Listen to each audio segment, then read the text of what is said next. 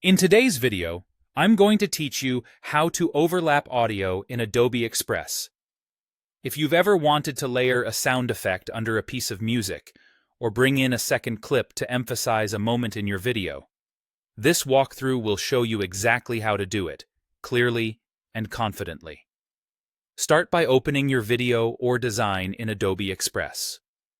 Once your project is open, look for the Media option, then choose Audio. This is where you bring in the sounds you'll be working with. You can upload your own audio files directly from your device, or browse the built-in sound effects and stock music libraries to find something that fits your project. Add the first track you want to use, and then add any additional tracks you plan to layer. When an audio file is in your project, it appears as a green bar on the timeline. Hover your cursor over the edges of that green bar to reveal the trim handles. These handles let you control exactly where the audio starts and stops, which is key for overlapping. Drag the left handle to set a later start point, or drag the right handle to shorten the end. Repeat this on your other audio clips so their timelines intersect in the way you want. If you need to create overlaps within a single track, right-click on the green bar or long press if you're on a touch device. A small menu will appear with options to split, mute, or delete. Split lets you cut the track into sections so you can move or trim just part of it, creating room for another clip to sit underneath or on top at the exact moment you need.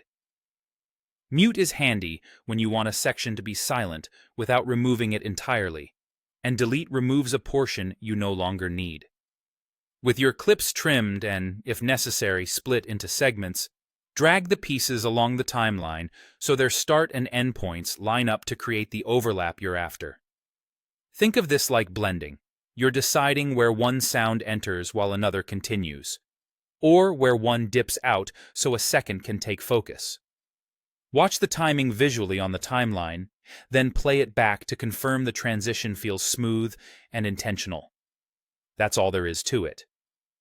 Upload or select your audio.